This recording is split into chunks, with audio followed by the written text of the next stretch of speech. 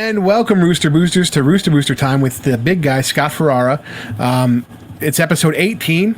We're pushing out a lot of content in the off season, and I'm trying to get you some good interviews with some players. So today we actually have Kirk Hamilton. Kirk was, I think, were you on the inaugural team, the 2018 team with the exhibit, right? Because I remember. Okay, I remember you playing. Yeah, I thought you were on the field at Mazzella playing against Ontario. So he's an OG Rooster. Thanks for being on the show, Kurt. Happy to be here. Thanks for having me. Awesome. Yeah, absolutely. Couldn't wait. We were trying to work out our schedules to get you on. I really wanted you on. You're one of those guys, like I said, original Rooster, hardworking guy. You got some good minutes in Austin this season, which was nice to see. So I'm going to go right into it. So besides the big theme of this off season has been what people do outside of rugby because of COVID. So what kind of work do you do? What do you do outside of rugby? So I do IT services around the cloud in a consultative role. So I don't want to name drop any companies, but I work with a lot of different companies that are leveraging cloud services and look out for ways that they can spend money and change the way that they're doing things today so that they can leverage services to save them money in a long-term fashion as well. Great. That's awesome. Again, with COVID, people having to work from home, people having to work virtually, I'm sure your services are highly sought after. I mean, just the explosion of what's going on. And I'm sure there's a lot of little companies that are probably looking to integrate that now that didn't have to do it before. So it's nice to see, again, doing something outside of rugby. It's not always about the sport.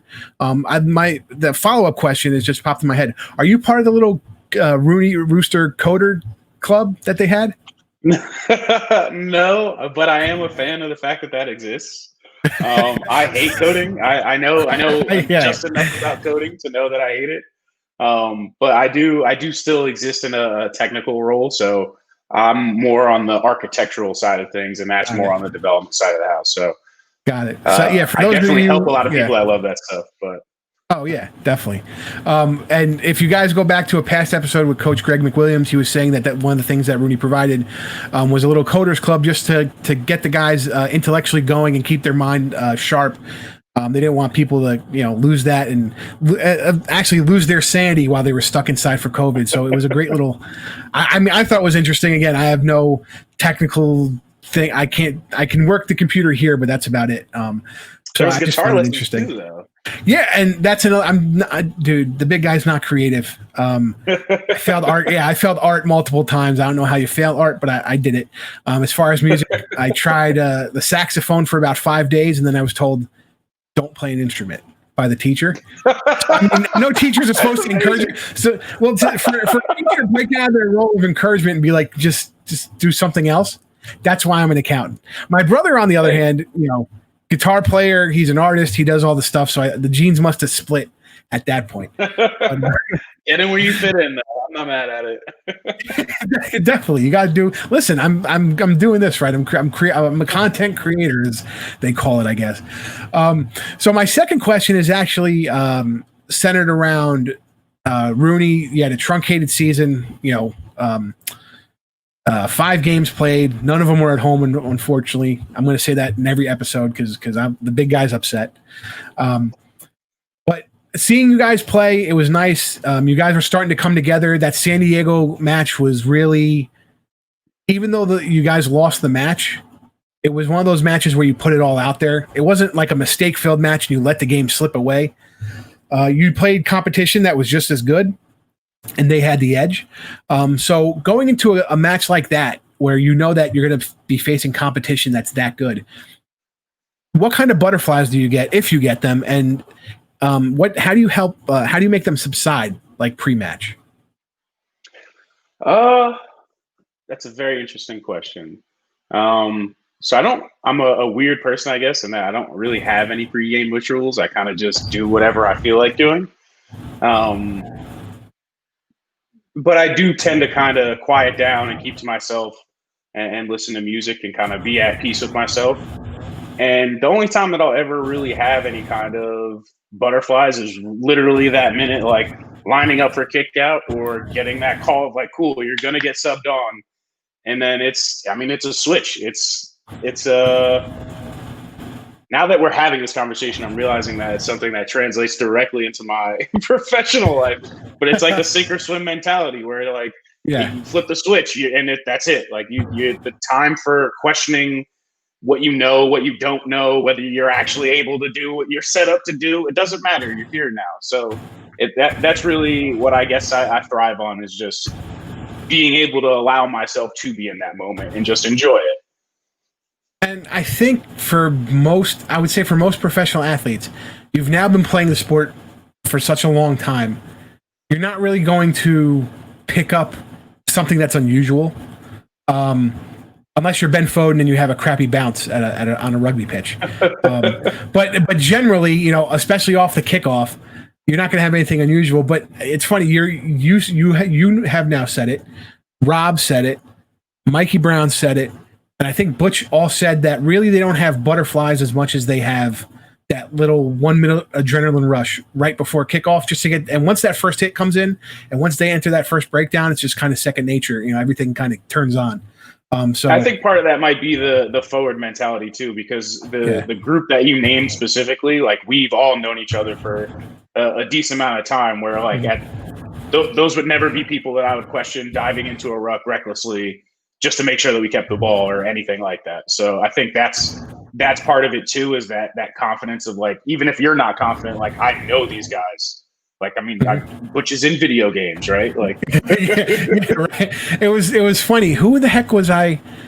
Oh, somebody on Instagram. It was Hanko's sister posted a picture of his character. Yeah. I saw it on Rugby 20.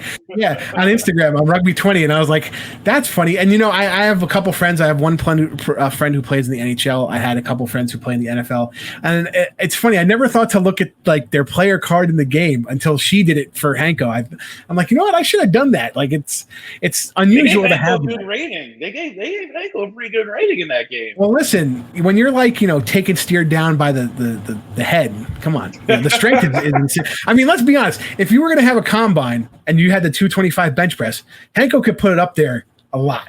You know, he's just true. Built that way. He's built I would love like to a see cowboy. like Hanko, Nate, and Butch just sit down and just meet head it out on a bench competition. It's and funny. Then just you know watch Perry sitting off in the corner getting upset because he can't be a part of it. Doing his hair like a back because Perry's all about his hair. You know who? Okay, I'm going to name a back right now who I think could contend with those three guys, and you could tell me if I'm wrong. Will Leonard, I think, could hold his own in a bench pressing contest. He's a pretty strong dude, but I mean, I have to take my photos. No, I know, but I'm gonna be biased. But Will's strong. Yeah. I mean, I think, again, for viewers who aren't on pitch side, you know, when I have been on pitch side with you guys in some exhibition games, you actually get to see, first of all, I'm short. I'm like 5'10" to begin with. So pretty much everybody's taller than me except for Marcus Walsh. So right there, I have to look up at a lot of people. But Will, I didn't realize how big and broad he was for being a backline player. Nate, obviously his height. I mean, don't get me wrong. Alex and Trevor are tall, but Nate has like 2 or 3 inches on them. Charlie Hewitt was actually almost as tall as Nate. I was surprised. I mean, you know, again, anybody that tall is surprising to me because I'm short.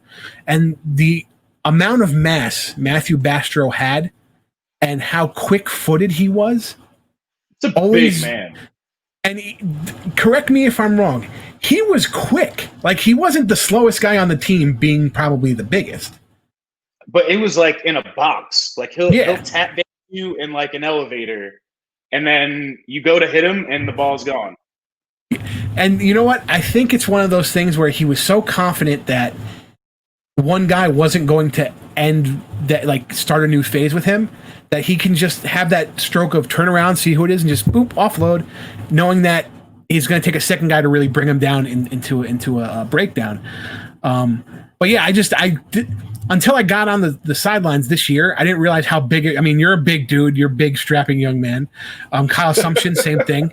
You know, so I was just like, I mean, and I'm a big dude too, but like, you know, you guys, this is why you're playing professional rugby, and I was stuck playing Division IV in college and then never playing again.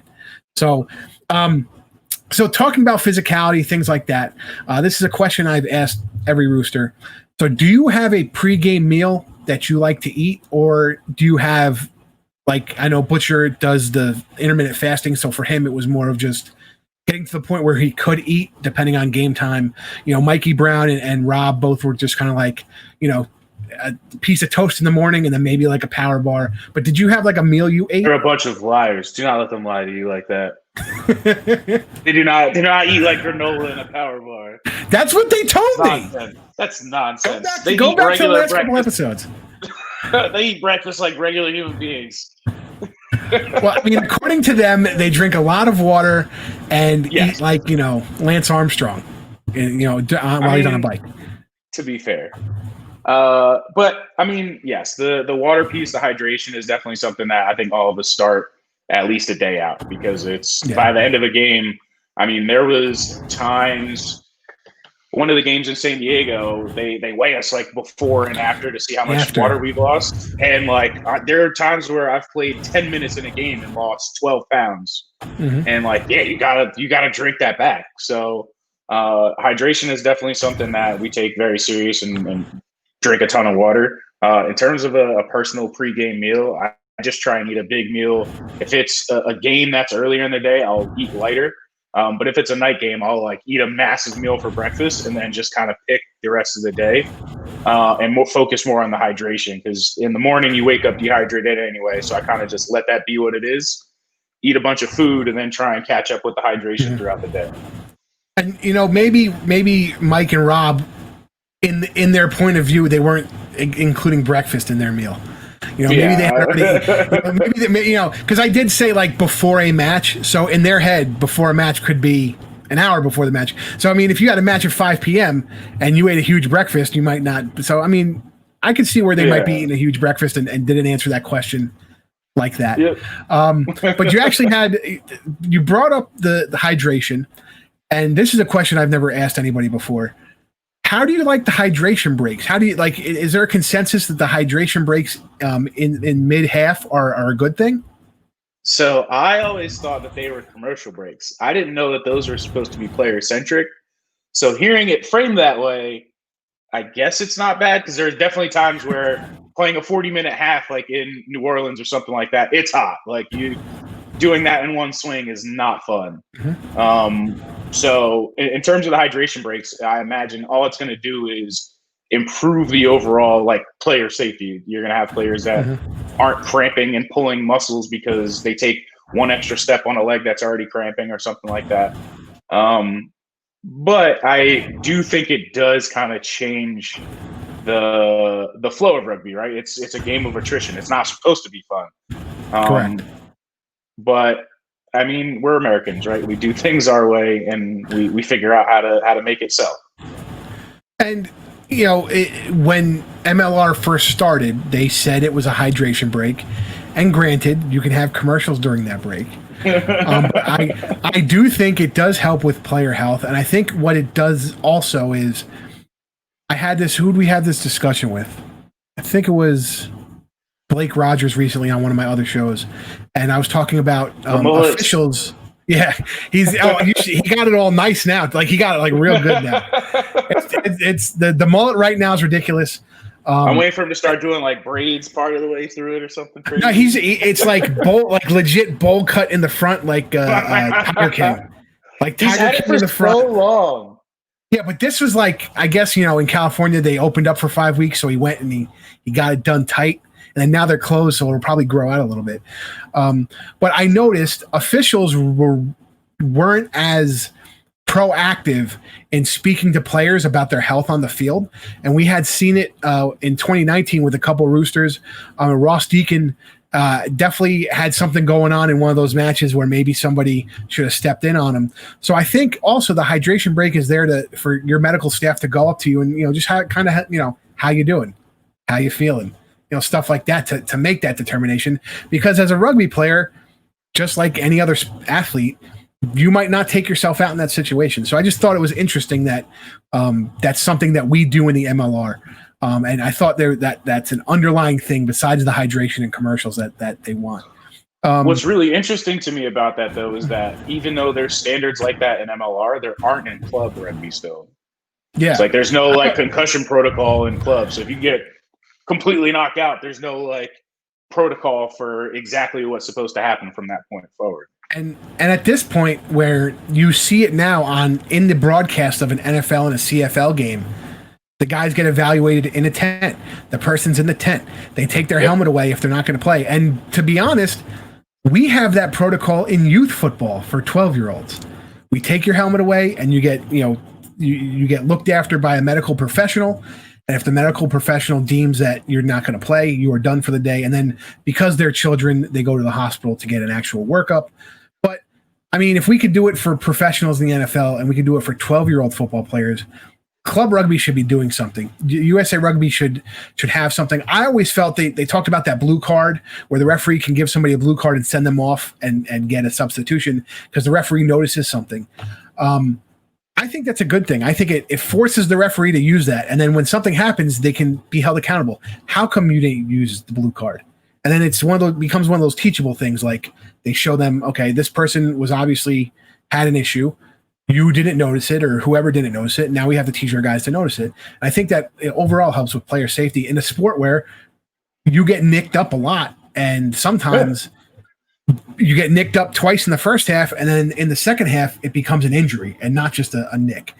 So what do you that's think one thing that is super interesting to me about that kind of stuff is, as a consumer or a viewer, right? Those are things that annoy people. Like, oh, I have to take a break because so and so got knocked out on the 20-yard line.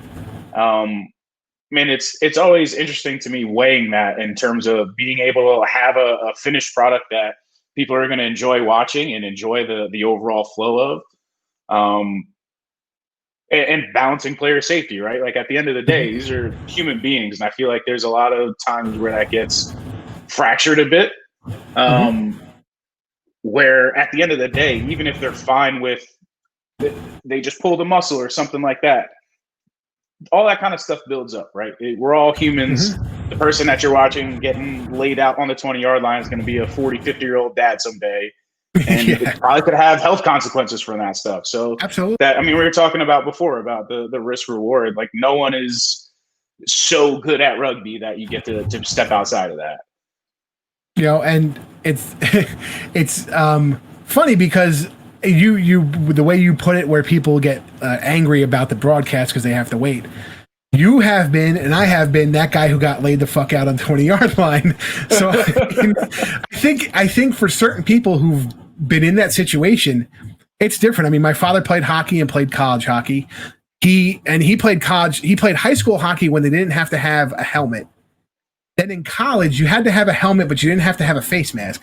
So in high school, he broke his he had a fractured skull, and then in college he broke his jaw. I don't think people understand how insane hockey is. Like I've tried to explain this to my wife so many times. They're like, you're going like 30 miles an hour on concrete. Like if you fall down on that ice, it is an ender for you.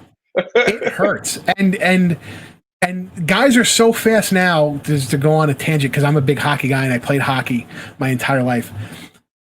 You can hit a guy, and the angle in which he goes in the boards could paralyze him for life, and it was nobody's fault. Like, it could just be he catches an edge as you're going in to hit him, and you can't stop, and he can't stop.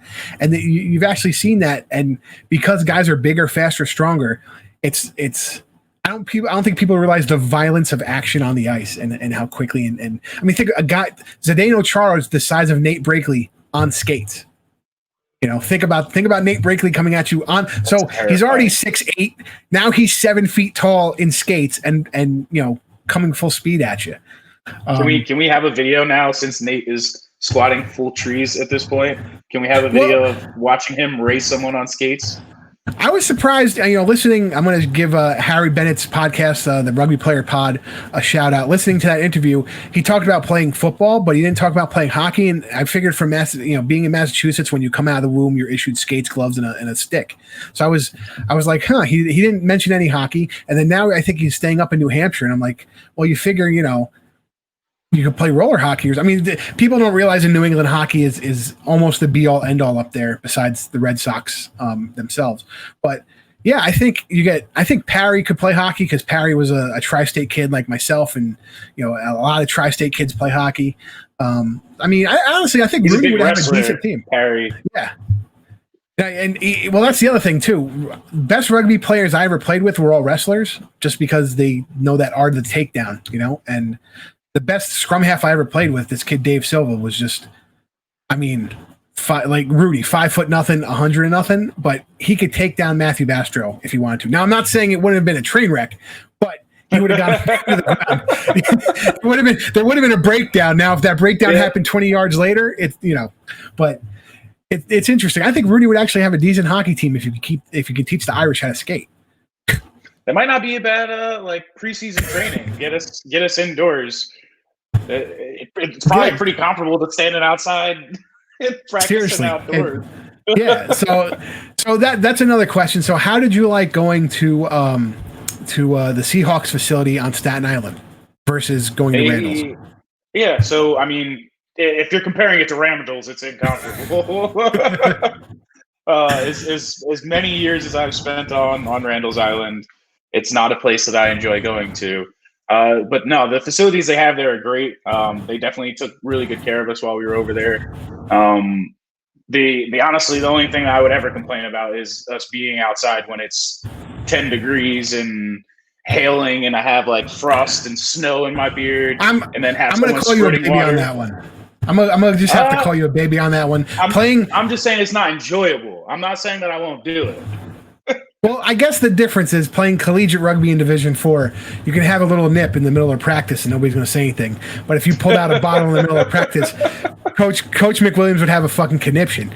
But, I guess I was just always used to it. Playing hockey, playing football in New York, and then going up to Massachusetts and playing collegiate rugby in the fall season. And even in the spring season, we would go to Linden State College in Lindenville, Vermont, would have a spring break tournament called the Snow Bowl, because up there it was still snowing in March. So I never actually went on spring break because we would always go to this tournament. It was one year, I swear to God, it rained and then it froze. And what they would do is they had like a farm next door, and the guy would let them rent the fields, and they'd put up like 4 pitches. We got there and it was like glass, but it was like a sheet of ice. And I'll send you a picture later because I have a picture of me on it. And it literally, the first couple matches were tough because you couldn't get traction. Your cleats weren't going through it yet. And then finally, after it warmed up, it became a mud fest. But it hurt going, you didn't have any hockey equipment and you had metal cleats trying to get on ice. It was ridiculous. But anyway, I mean, that's another part that's not fun. Getting tackled on the cold ground. It was 20 degrees. Yeah. And for people who don't know, the way they lay those grassy turf fields is there is a layer of concrete, then a couple layers of rubber, then the grassy turf, and then chewed up car tires in between act like drain, so that way the grassy turf drains. But it hurts, especially when that concrete's cold, and people, a lot of facilities don't have the. What was it? I was gonna say even the blades, when it's that cold out, get bad because they're so stiff that if you land on it, unless you land perfectly flat, you slide a little bit. It's like a Brillo pad. Yeah, it's terrible. Because I know at Columbia, Old Blue have the bubble, so I'm assuming just being that little temperature change, which is probably only 15 to 20 degrees, really, but just that temperature change probably changes the way that the field plays. So going back into a couple other things, I got some cheese ball questions for you. So we're gonna go with, what's your favorite sports movie? Favorite sports movie. I'm gonna probably have to say Cinderella Man, just because it's like a very, very good comeback story of like a guy JJ Braddock had no reason to be doing what he was doing. And he was also a guy from New Jersey that would punch people in the face and say, "Welcome to New York," which is essentially what I attempt to do. JJ Braddock, Kirk Hamilton. It's pretty much the same person in my book. That's a great answer. It's funny because like the last 5 guys all said, "Remember the Titans." I'm like, that's a kind of group think I didn't think would happen. But I love the Cinderella Man movie. There's actually, I was explaining to my wife a scene in there. Paul Giamatti plays the manager, and Renee Zellweger plays JJ Braddock's wife, and she's mad when when the manager takes the fight because she thinks he's making all this money, and she goes to his fancy apartment, and then when she goes into the apartment, she realizes they have no furniture because they don't have any money either, and they took the fight because her husband wanted to take it, not because they were trying to be greedy, which is something I'm a cinephile. I love movies, so it's just something that always stuck. I'm a big movie guy too. Well, okay, so what's your favorite movie overall? That one I don't know if I can actually pick. Okay, then top three. If you can get if you had to only watch 3 movies for the rest of your life. Okay. Sinister would have to be up there because I'm a big horror movie guy. Scream would have to go up there just because that's a classic. Yeah, I mean, to me, what Scream did for the horror movie genre and taking like the boogeymen type characters and putting them like very much in your neighborhood was something that movie wise, like no one was doing that at that point. It was always like Mike Myers or some guy that you could shoot in the head 6 times and he's going to walk slowly and catch you somehow. All right. You still owe me one. What's the third one? All right. And then a third one would probably be That's My Boy. It's a great, hilarious movie. I don't think I've seen that. Which one's that? No, I don't think so. It's with Adam Sandler and Andy Samberg. Where it's super inappropriate. Yes, where when Adam Sandler was like in a boy band or something, and then he had like, and then he wasn't a boy band. He was just like he grew up in that era, and when he was in like the 4th grade or something like that, he ended up getting a teacher pregnant. Yes, and and then him coming back into touch with his kid as an adult. Yeah. Yes. It's amazing. Okay, now I remember. Oh man. Like Vanilla Ice is in the movie with Todd Bridges. Like it's an amazing film. I do remember now I do remember that movie. And Adam Sandler just came out with a new movie that he produced with David Spade. It's called The Other Kim, I think. The Other Kim. And it's about David Spade meets a woman in an airport. He meets 2 women in an airport. They're both named Kim. He goes on his business retreat and he invites, the hot looking one. And obviously he sends the text message to the wrong Kim. Yada, yada, yada. He eventually falls in love with her. But it was actually a funny Adam Sandler type movie, but it wasn't too cheesy. And for it to be on Netflix and you didn't have to pay anything extra, it was definitely worth it. So check that out. I'm sure I'll get some credit, some advertising money from that. Did you see Hidden Gems? Yes, I did. That was a great movie. So good. So good. I did not. Good. I kept waiting for him to be funny and was like, okay, no, this is never coming. Like, this is just a really good movie. Yeah, he was really good in it. He was. I could see him doing serious roles. Like everybody talks about his comedy, but I mean, he is that type of guy. If you put him in a serious role, he can deliver. Yeah. So I wasn't really surprised. Good in The Cobbler too. Yeah, that was a really good one too. And I wasn't necessarily surprised as everybody else because he's one of those guys that seems eclectic. The big guy, if I could watch one movie in perpetuity, it would be Jaws. My family has an unhealthy relationship with watching that movie. We don't know Spanish, but we watch it in Spanish if we have to. We have That's amazing. El Tiburon.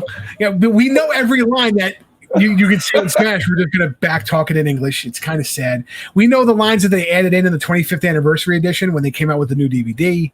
I mean, it's unhealthy, my relationship with that movie.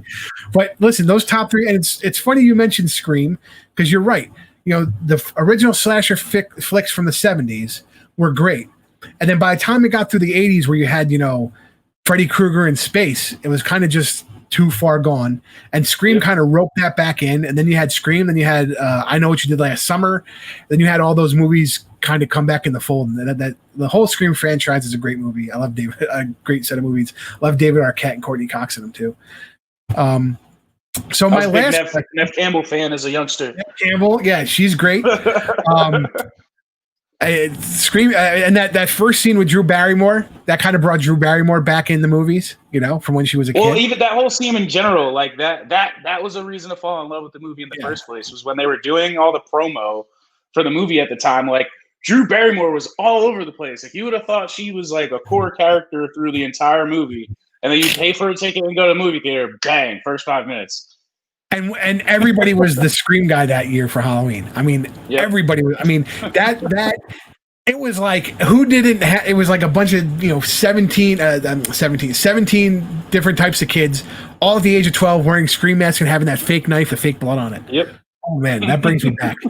Holy crap. So my last question for you is another cheeseball one. If you couldn't play professional rugby, what other professional sport would you want to play? Specifically a sport. That's a good question. Like, I feel like the layup answer would be football, but I don't feel like I would want to play professional football because I feel like as far as sports are concerned, like football per athlete, they probably sell their body at like a higher rate per hour than a lot of other sports. So that's a good question. I would honestly probably do something like really like chilled out, like bowling, ping pong. Yeah, I'm terrible at golf, so probably not golf. First time I tried to go to a driving range, I took the nicest looking driver they had and just drove it straight into the ground and snapped it in half and just walked away and acted like I didn't do anything. So don't golf too much.